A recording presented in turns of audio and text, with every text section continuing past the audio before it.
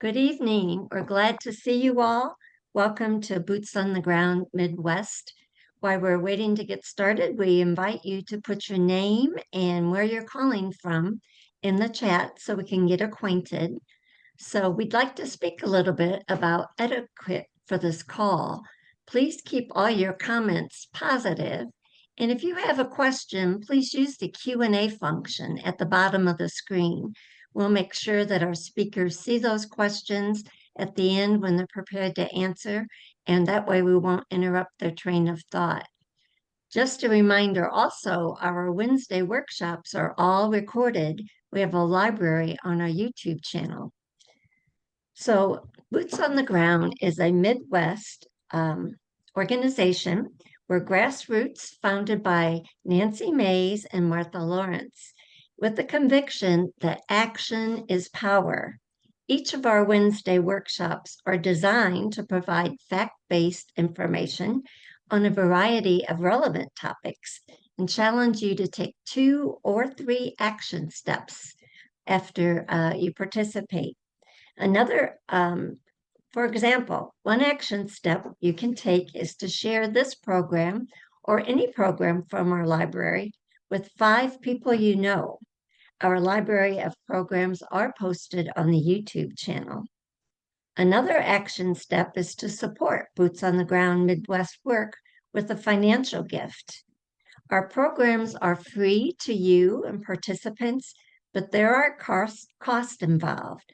Our average monthly expenses exceed $400. No one takes a salary. So please take a moment, follow this QR code, or go to our website, www.bootsonthegroundmidwest.org, to make your gift. If everyone on this program were to make a gift of $10 or more, it would help defray the costs for the October 18th No King's Day 2.0 event. So can you give us a hand there? Marching forward, my name is Janet Milkovich, and I am your moderator for the program this evening about the dismantling of our Social Security network. Our panelists will share information based on their perspective and experience, then close with questions and answers, followed by suggested action steps. Questions, again, should be shared in the Q&A function, not the chat. It takes courage for Zach and Mac and Chandler and Garth to exercise their freedom of speech because they are federal employees and work for the Social Security Administration. Yes, they have some trepidation about coming forward, but they are here now. Let's welcome them. And we're going to start with Zach. Hello, Zach. Hi, good afternoon and good evening, everyone. So again, my name is Zach, and I work for the Social Security Administration. I have been with the agency for about 18 years. And I'm here to kind of set the mood about the federal worker and how it is in the federal workforce at this time. Really, it kind of seems like the federal workforce is under attack. The attack on the federal workforce started when the new administration took office in January of 2025. One of their goals was to dramatically reduce the federal workforce by about 70%. In fact, the new OPM, that's the Office of Personnel Management Secretary, was quoted as saying that he wanted federal employees to fear for their job. We saw Elon Musk and Doge out there with a chainsaw, and basically that was their approach to the cut. They wanted to slash without looking at what they were really cutting, and that was just to make the numbers look good. They see the federal government as bloated and inefficient. However, they do not realize the many services that we provide to the American public. I don't think anybody in the federal government is not willing to be more efficient and look for new processes and a better way to do things.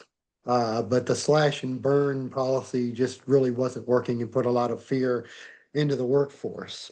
In many early legislations, they tried to take away many of our benefits, such as trying to make us pay more into the pension, having us pay a higher percentage of our health care costs, and the removal of union bargaining rights, which was concerning. They often use this as pawns in the budget game. If the two parties can't reach an agreement by the end of the fiscal year on the next fiscal year budget, then there's the threat of a government shutdown, which is may of what you've been hearing a little bit about in the news this week. Um, so many government services stop. Essential employees would still have to work, such as ourselves. We would just not receive payment. These type of tactics make it hard for us to attract the best and brightest people. They could go into the private sector and make 25% more and not have to deal with a lot of the back and forth and the hassle of the politics of it all. The federal government used to be a desired and stable place to work, and it's just not that way anymore. It doesn't seem like it. Um, the attacks and fear mongering have taken many forms during the mass layoffs. We received an email from the Office of Personnel Management, not our agency, mind you, but OPM, and they handle HR for many different agencies. And it was called the Fork in the Road email.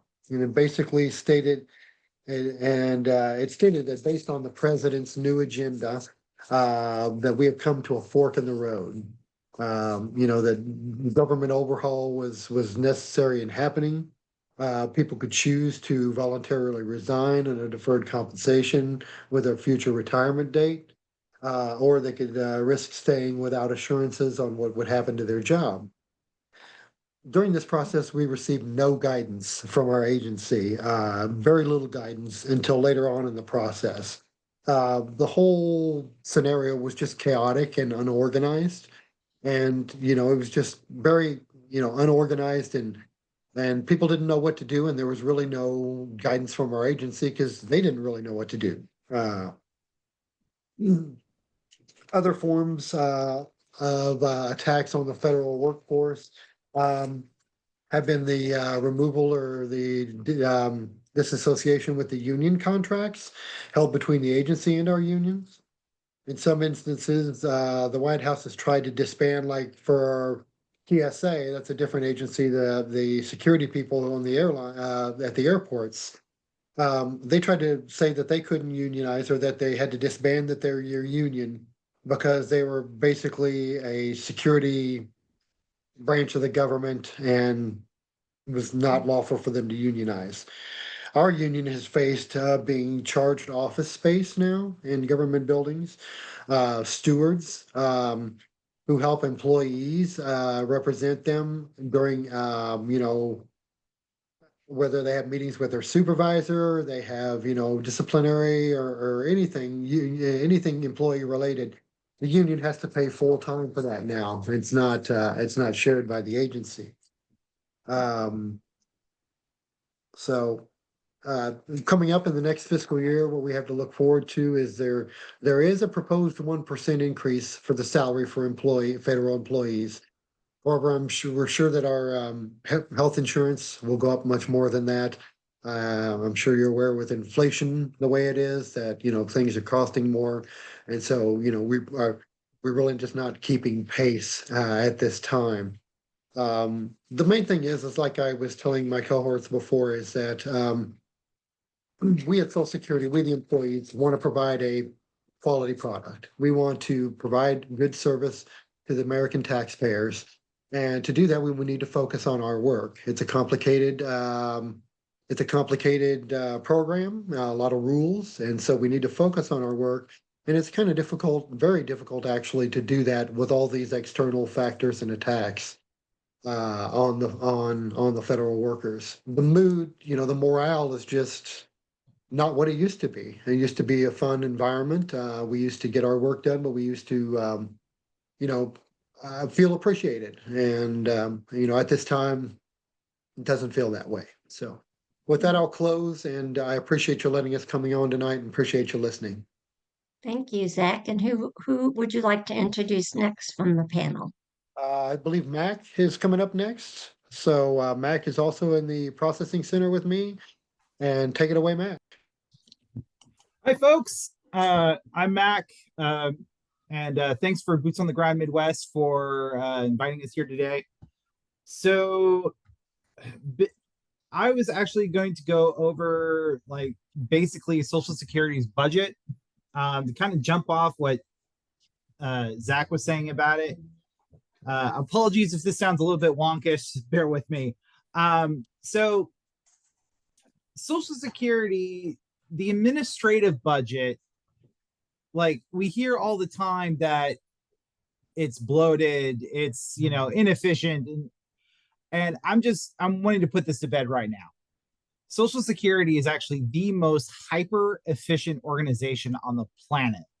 Our total operating budget is actually less than 1% of the total benefits that have been paid out. And for fiscal year 2026, which is coming up, they're projecting that the total benefits that they would actually pay out would be 1.7 trillion. Now, 1% of that would be about 17 billion. But the latest budget request from the administration is about less than 15 billion. It's about 14.99. And so it's actually less than 1%. And now a lot of people think, I know a lot of people out there will say this, will say, well, it's an investment program, it's all that. No, when Social Security was actually put into place, it's a pay as you go insurance program. Like, so today's FICA taxes go to pay today's retirees. And when the system started, there were maybe 16 people working for every retiree. Now it's in 2025 and going forward, there's only maybe about two people per retiree. So obviously that's, you know, currently it's not sustainable. But as we'll get in later, there are ways to fix it.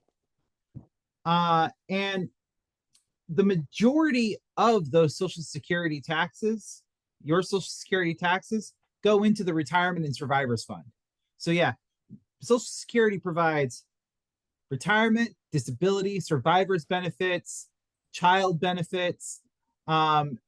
So this program affects every single American in the country. And to kind of put things in perspective as to the state of the workforce, there are currently 50,000 people who actually work at Social Security. The number of beneficiaries, which is increasing every day, is about 70, almost 80 million people. So the ratio that breaks down to is there's one Social Security employee for every 1,500 beneficiaries. And that would be if everybody at Social Security from the commissioner on down was working cases. And that it's not sustainable in the long run. And this is one of the reasons why we have such large wait times that you've heard in the news. They're trying all different kinds of ways to rectify it, but so I'm actually going to turn it over to Chandler. Since the two of us are in the same room, we're kind of tag teaming it. So take it away. Well, hi friends. Nice to meet you guys. My name is Chandler, and I see some of my friends in the chat. It's so good to see you guys here. Thank you for being here, everyone. Chandler, pardon me, can you speak up a little bit? Yeah, absolutely. Can you hear me? All right, friends. Can you hear me a little bit better now? Yes. Yes. I'm a customer service representative for Social Security's 1-800 number. I work at the Teleservice Center and have been with the agency for almost 4 years. I answer questions and guide callers through claims, death reports, earning inquiries, and so much more. I adore my career, and I plan to be here until I retire. Helping our most susceptible population gives me the purpose that I've been searching for my whole life. There's around $2.7 trillion in the Social Security Trust. That's money you, me, every American paid into SSA. Several presidents have borrowed from the trust, some to wage wars, some to fund other expenditures, all with the promise that they would be paid back with interest. They haven't been paid back. Currently, our trust is full of IOUs instead. When they say SSA will run out of money, what they really mean is that each year SSA collects a percentage of your income. And right now, what people pay in is less than what it costs to pay out the beneficiaries and run the agency. They aren't accounting for that 2.7 trillion that SSA acquired over the years that the money going in was greater than the money being paid out.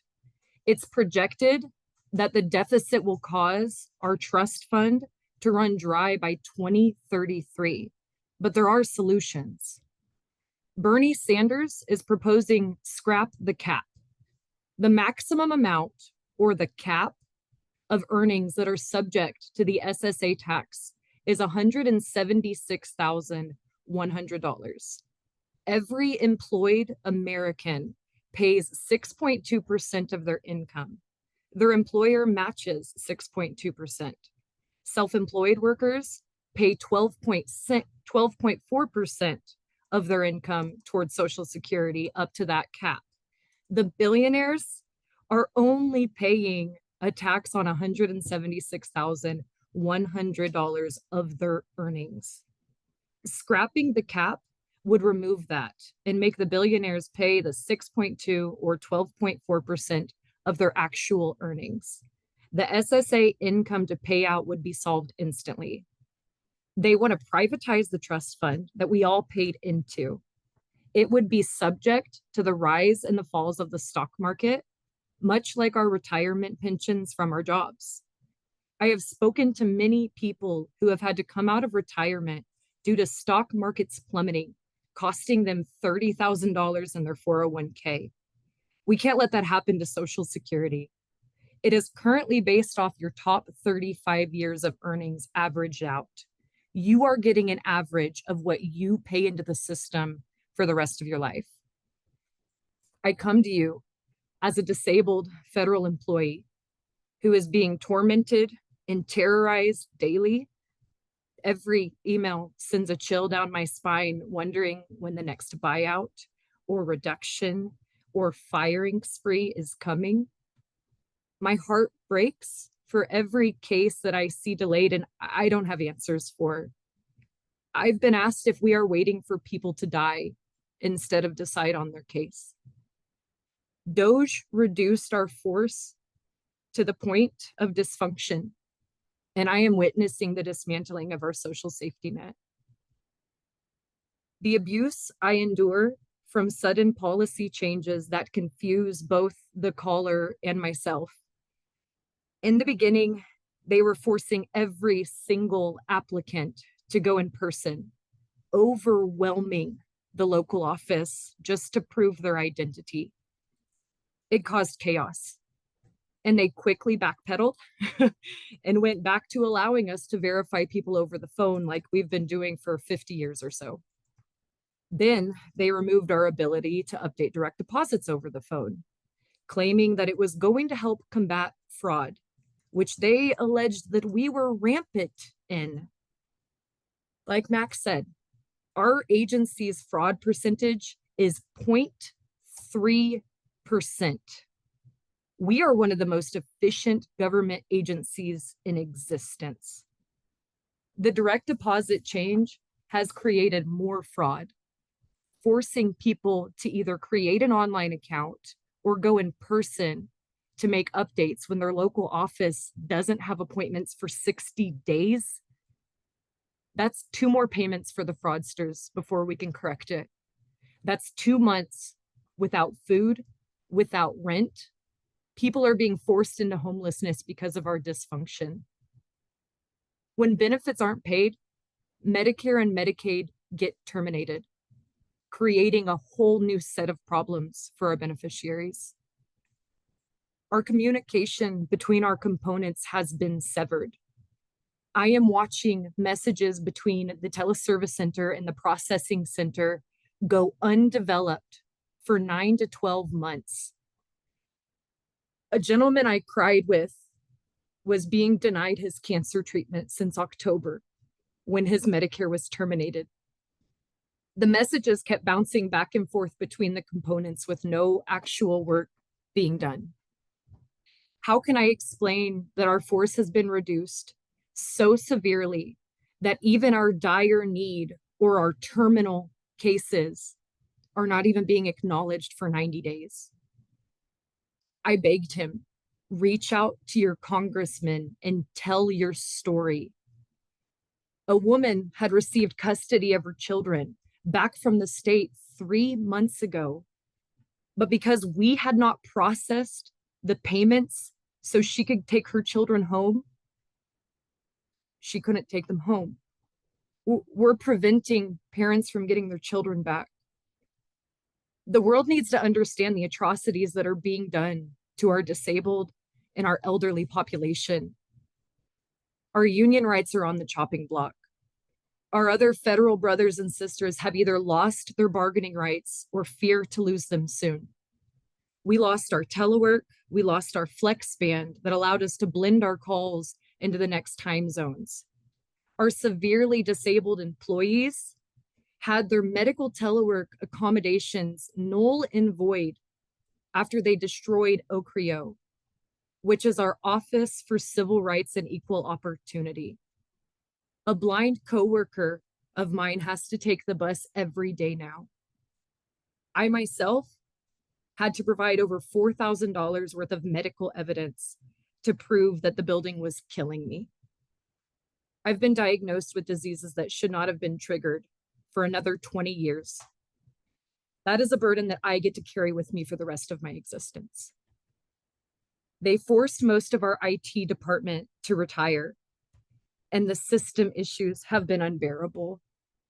They expect our calls to be 12 minutes or less, but it's impossible when every time I click, it takes minutes to load. I restart programs, I reboot systems, I choose different paths, different databases. It's never quick enough. I fear it's intentional so that our supervisors will be forced to fire us. They're doing everything they can to make our careers miserable. And it's only made my fire burn brighter. I will be here for another 30 years, still advocating for Social Security, which is recognized as a human right under international law. We beg you to keep fighting, keep enduring, keep standing up for what is right. Do you hear the people singing a song of angry men? It is the music of the people who will not be slaves again. Thank you, friends. I'm going to turn it over to Garth now. Wow, Chandler, that was amazing. Thank you. Yeah, I hope. I think by now we've impressed upon the listeners that it's bad. Morale is in the toilet at Social Security. And I want to stress how much I used to like my job. I've been here about 18 years, about the same as Zach. We do approximately the same thing. I'm in the center support mod, and everything that my cohorts have mentioned, I can vouch for as real things that are happening at our agency.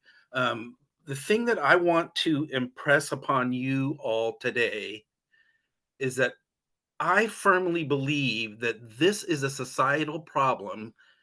The fact that Social Security is so beleaguered as a program, I think that it is a problem with solutions, with real legislative, realistic, rational solutions that we can get to as a country, as a society, as a people.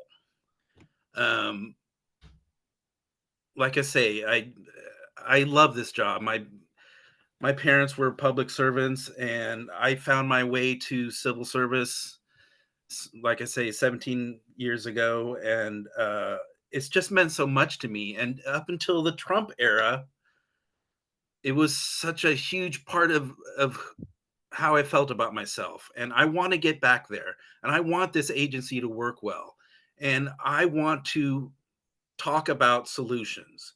When we think about huge problems, when we think about fascism and climate change and gun violence, those are things that at this moment seem super huge and more than we can really, or I feel like I can really have a hand in solving.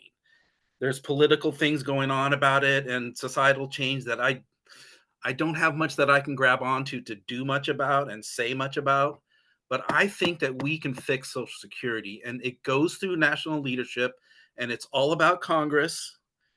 Um, and I want to tell you 3 ways that we do it. We talked about it a little bit, but the first would be treating workers with respect. That's the narrow self-interest that has brought us to union work, which I do quite a bit, and to this forum here tonight. But I want to talk about telework, which is something that was in arbitration last week. You might have heard about it. Um, Telework is something that was negotiated by our union with the commissioner, the former commissioner, Martin O'Malley, who's a great man. Um, and it was signed into our contract. It was added to our contract, taken away by the Trump administration in violation of our contract. Um, and we need it back because it makes us happier people and I think more effective. So what I'm saying is that we need to cherish the hope of getting that back through the courts in this arbitration, which we're still waiting on word on. And we need to hold our legislators accountable for the good stewardship of this program. It was arbitrated last week. And what I'm saying is that there is a piece of legislation that is in the House that is one vote away from achieving protection of our contract. It's called the Protect America's Workforce Act, and it is a bipartisan solution which would pass the House, but it can't get to the floor without Mike Johnson's permission. We can get a discharge petition if we can just get one more legislator to sign off on it. And that would restore collective bargaining rights for federal workers. It's a huge deal. That is something that we as a union are taking to our legislators. And I'm saying that you can have a hand in expressing to your legislator that he or she should get behind the Protect America's Workforce Act. So that's one, treat workers with respect.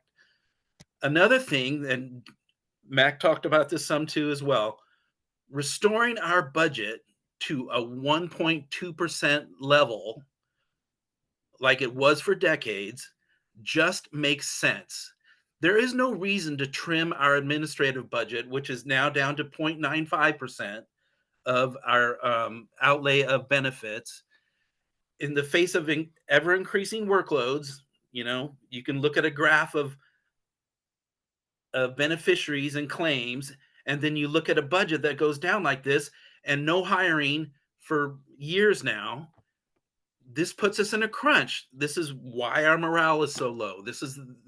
Everything that we're talking about has a legislative solution. It's got a money solution, and it doesn't do any good to keep trimming our budget. Tell your legislators that. Tell them that we need to restore to a 1.2% level, and this would help us hire people and keep our workforce more happy and do our job better. It can be done. We need to get Congress on board with making Social Security work better.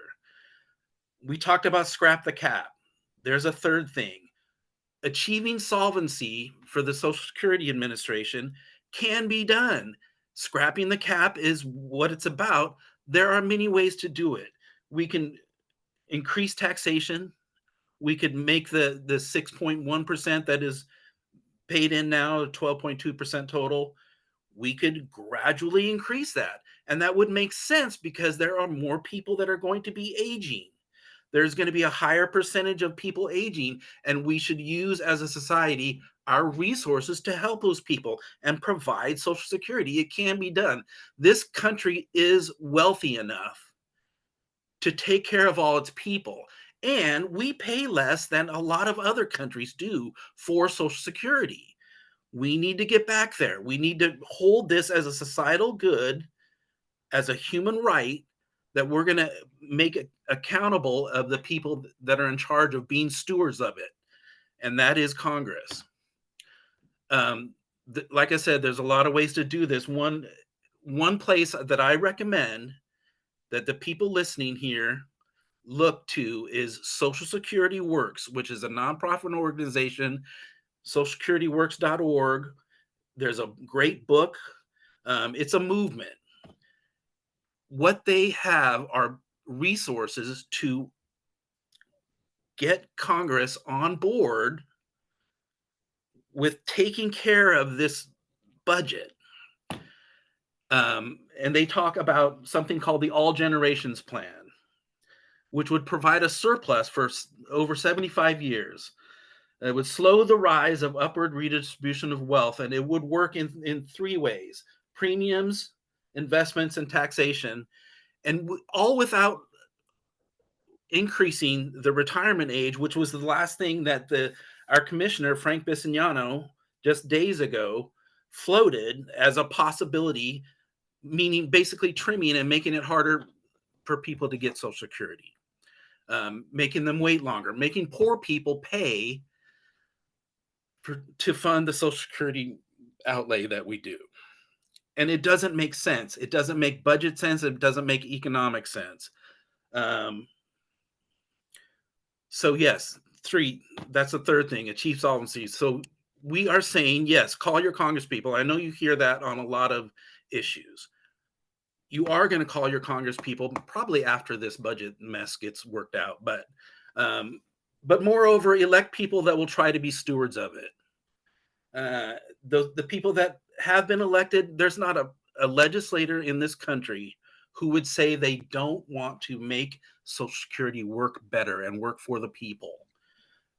Hold them to it. Make them accountable. Keep doing this retail work on the ground. Keep coming to these rallies. Keep coming to teach-ins such as this, and keep on believing. I think we might have mentioned Frank Bisignano. He is the new commissioner of Social Security. He's from Wall Street. It's easy to identify him as a Wall Street CEO guy, and everything he does, he's a real tech guy that wants to turn it all over to AI and make robots do our job. And that's one of the reasons he got rid of 7,000 people, or the new administration did. I prefer not to see him as an enemy. I want to enlist him as a ally in making Social Security work better. And yes, we'll take some tech solutions, but doggone it, we need people doing this job, people with the compassion that you've seen here tonight on this call, and the expertise and the dedication that I hope you're hearing in all our voices. This is the thing that we're trying to preserve. And I'm going to tell it to Frank Bisignano, and I'm going to tell it to my congressman, and I hope you'll tell it to yours and your senators and your friends and family, and keep believing that we can make Social Security work better. Hold people accountable, get Congress on board. Thank you. Zach, thank you so much. Garth, thank you so much. If you all can put your cameras back on, we'll have some questions here. Few questions, lots of comments in the chat, lots of hearts being floated up. Some of the people on this call are saying cheers to each of you individually. So here's some questions. In a broad sense, what can we do? Like, we understand now, some people in the chat said, we had no idea it was this bad. You've helped us to understand that. One lady said she is disabled and can't walk more than 15 minutes. What can she do to advocate? What would you all say to that? What could someone with a disability do to speak up or help out? So kind of like what I said to the people that I speak to that are going through these things that I can't fix, please reach out to your congressmen and representatives and tell your story. because if you can't get the help that you need, so many other people are not getting the help they need either. I know that we are big fans of 5 calls, where it will help you reach out to the different representatives in your area. So that's one thing that we've always been a fan of.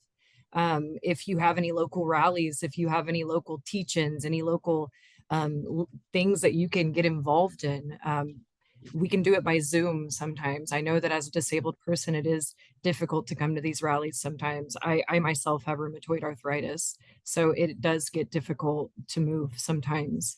My heart goes out to you, friend, that was speaking about their disability. We appreciate you. What else, friends? In addition to what Chandler said, write letters to the editor, like put your congressional representatives on notice, like this is a program that affects everybody. It, because they are listening, and we're also kind of watching the chat here, so it's like there is some things here. Now, yeah, the age, just to add on, the age of retirement does not need to be raised. There are other things to do to fix this. It's just our elected leaders just lack the political will to do anything about it, other than until the people actually, dare I say, rise up and make their voices heard. So yeah, definitely hold your people accountable. If you can't go to rallies or anything like that, just make phone calls, write letters, send emails, flood their inboxes. Yeah, and Chandler said local, and that's so important. We've heard that so many times. Think globally, act locally. And when we talk about Social Security, it's this huge $1 trillion monstrosity that we think is too hard to grasp or look at.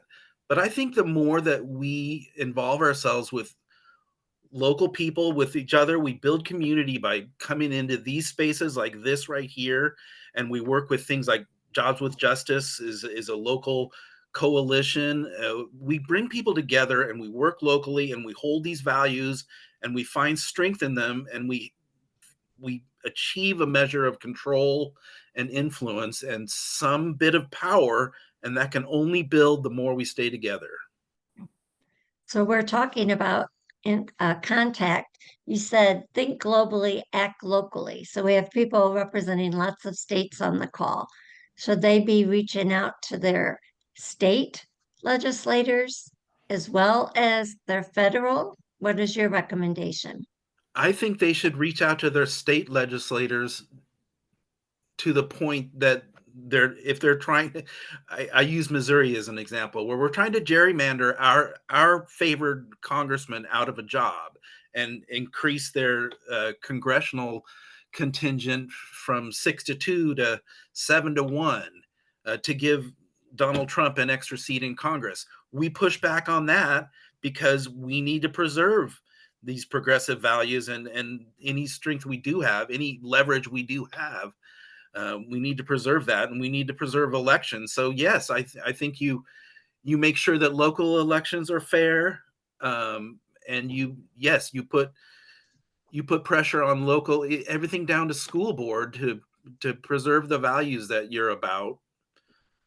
I think it is important to talk to your local legislators and vote in every doggone election.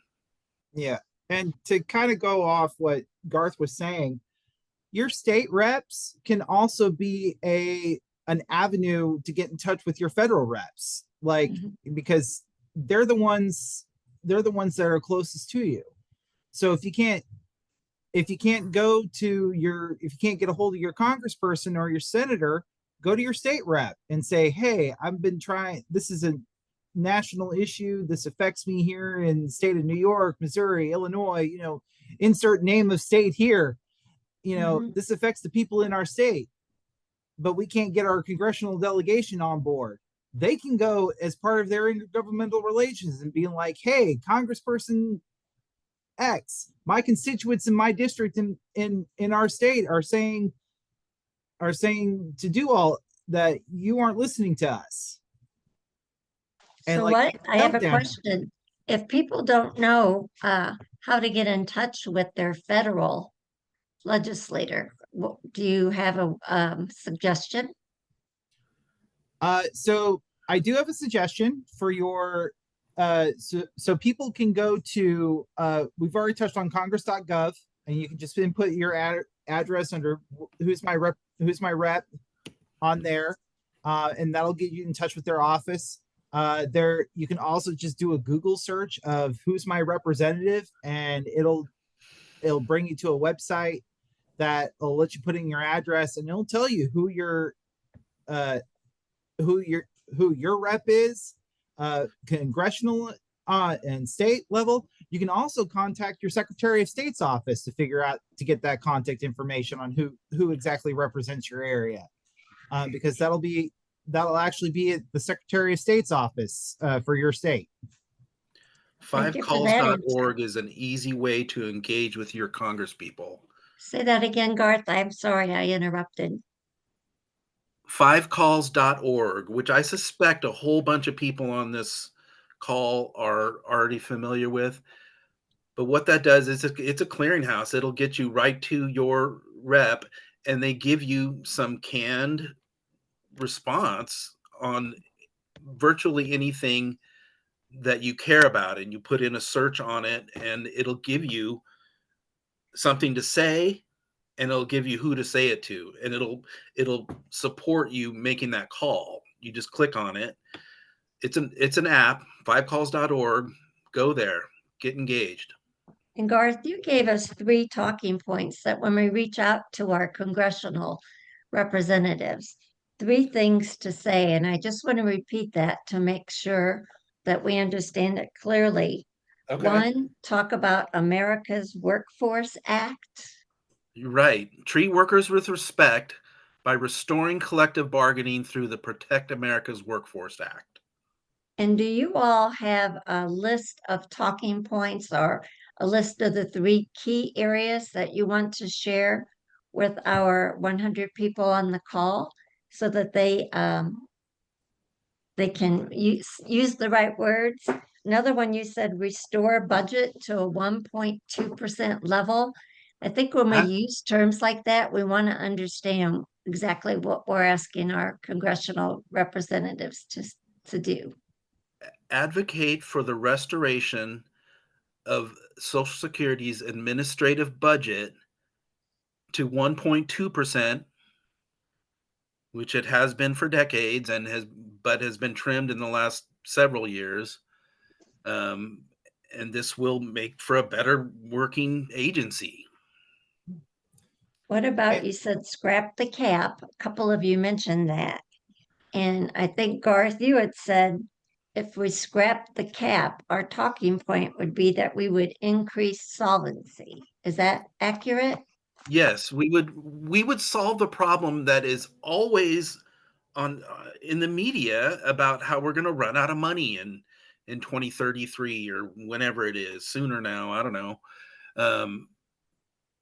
This is a bugaboo. This is a fallacy. This is such a solvable problem that they'll talk about it, but they won't do anything about it.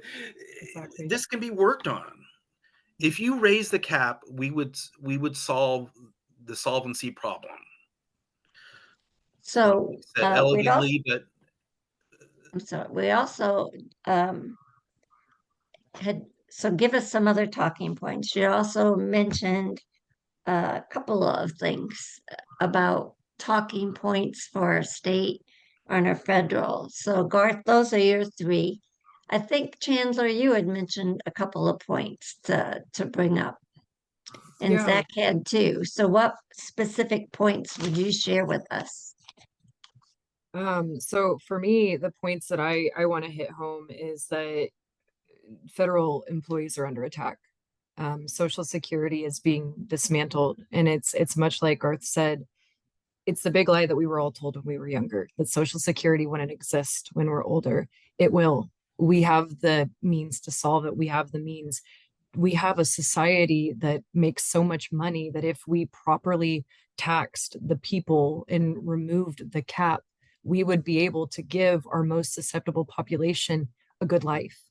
And it breaks my heart that some of these major companies can get buyouts and they can get bailouts, but the American people can't. And it just, yeah. Yeah. So that is what I want to say is we're being dismantled and we're under attack. And we have to get up and fight because Social Security will exist if we fight for it. We can't let them take it away. What do you There's some know about the questions in move the to privatize? Garth, I'm sorry, we can't see you, so I don't know when you're going to speak. oh, I'm sorry. There What was do we questions know in the about? Linda Okay, asked what the cap is about, and we were Yeah. just saying that everybody pays through their paycheck to insure themselves for Social Security up until 185,000. 76,000. $176,100. So that is the maximum that each American will get taxed on. So I don't make 176,000. I make a lot less. I get taxed 6.2% of my income that goes to Social Security. My employer matches 6.2%, but it only goes up to 176,000. That's the cap. If we remove that cap, then the billionaires would actually have to pay 6.2% of their actual earnings into Social Security instead of stifling it like they've been doing for years. To kind of put this in perspective when we're talking about this. Richest man in the world, Elon Musk, billions, almost trillion. He's on his way to becoming possibly the first trillionaire. At the current rate, he basically is able to pay his Social Security taxes in a microsecond on January 1st, 2026. So at 176,000 of the 6.2%, each American is paying $10,000, $10,900 to Social Security. That's the maximum that we will take from each American. Like I said, if we're not making 176,000, we're only paying 6.2% of our income. But Elon Musk is paying $10,912 into Social Security each year, and we don't think that's fair. That's why when Bernie Sanders is proposing to scrap the cap, we are right there with him because that will solve all of the problems of Social Security's funding. I have Janet, I a think you were couple. about to ask something pretty Okay. important. What was it? I wanted to know a couple of things. You talked about there's some mention of privatizing, and we've gotten a couple questions or comments on that. What does that mean, and what posture would we take when we're contacting our legislators? Okay, here's an angle. I think part of all this malfeasance, this malevolence that we see leveled at our agency, I think a lot of it has to do with wanting the huge tranche of data that is the Social Security database. We know that Doge came in with the Doge boys, one of whom is still apparently working and making twice as much as me, to have a back door for Palantir to get out all our data and feed it into. And when I say all our data, I mean all our data, from our date of birth, Social Security number, everything, whether we've been to prison, whether we're married, all this, and feed it into huge money-making machines, large language learning modules, which can do AI to do whatever they want to make money at it. That's what the privatizing is about. I think that's why they don't want Social Security to work well as a federal government service. I think they want it to work poorly so that they can get at it with privatizing. Yes. And make also money. it's in addition to the privatization, Chandler, she works in our as she stated earlier, she works in our teleservice center. This is basically our call center. Sorry about that. Those are my dogs. It's basically our call center. So when somebody calls the 1-800 number, they're hopefully getting Chandler, but they've recently they put out an AI chat bot and try to do everything automated but our programs are so complex that the chatbot itself is failing. It was talking in circles. It was talking in circles and it would never get anywhere. Oh And one of my the gosh. points that I was talking about with privatizing is it's like our 401ks. How I was explaining how when the rise and fall of the stock market and people lose 30,000 from their 401k and it forces people out of retirement. That's not how Social Security works. It's your top 35 years averaged out. So you will always get what you put into the system. If they privatize it, they can tell you, oh, well, now that due to the stock market, you have a $2,000 pay cut. And that's not fair. We put in this money. We deserve what we put in. And also, in addition to the bots, one of the things that was floated out, which they, backtracked heavily, a few months back, right after he got confirmed, Commissioner Bisignano had a story came out that he thought of a way to fix the wait times in our teleservice center on our nationwide 1-800 number was basically to contract that out to private call centers, which again, it kind of comes back to the bot. Our programs are so complicated and each person is different when it comes to their particular case that your average customer service rep for like Microsoft or Amazon or anything, they're not going to understand what they need to do in order to fix the issue that you're having. So, and the private sector versus the public sector is all profit driven. Where's the profit incentive for helping people get their duly entitled benefits? There isn't one. Right. So thank you. You're all making such good points. I see a lot of comments here. So my request to you, is there any way that you could share your main points of what we should say when we talk to our officials, the socialsecurityworks.org, the book that was mentioned? If you could share those resources and talking points with us at Boots on the Ground, we can include them in our March Forward mailing that goes out once a week, so that anybody who's subscribed to that newsletter can get the follow-up information they need. Can you do that? Yeah, and for me, that starts with demanding accountability from elected officials. And yes, there was a person in here who is asking if she has it right. God dang it. Right, it was in the chat. Yes, we restored treat workers with respect by reinstating actually getting past the Protect America's Workforce Act, which would restore our bargaining rights. Restore the Social Security budget to 1.2% level and achieve solvency by voting for scrap the cap or some form thereof of reforming the funding mechanism of Social Security. And we talked about the data to insist that we look at Social Security workers as stewards of the program and our personal data, which does not need to be in the hands of private companies. Yeah, exactly. That's another important piece of the whole picture. Well, I think it's time to wrap it up. You all have just put so much preparation time into this. You've spoken at great risk.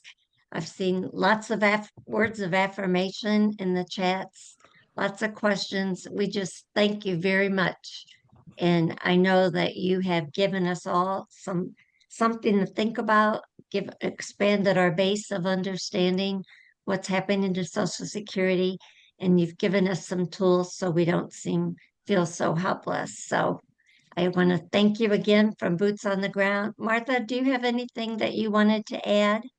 No, just thank you to everyone that showed up to hear this. Please spread the word. And thank you most of all to our panelists. You guys were amazing, and your bravery and your knowledge really inspires all of us. So thank you. It means a this lot will that be you all post- joined us. Thank you. And this Appreciate will be y'all. posted on our YouTube channel tomorrow or the next day. So those that are on the call, share it with your friends. Help them to become educated on the problems and the solutions. So we say thank you and good night. Thanks a lot, everybody. Thank you, guys.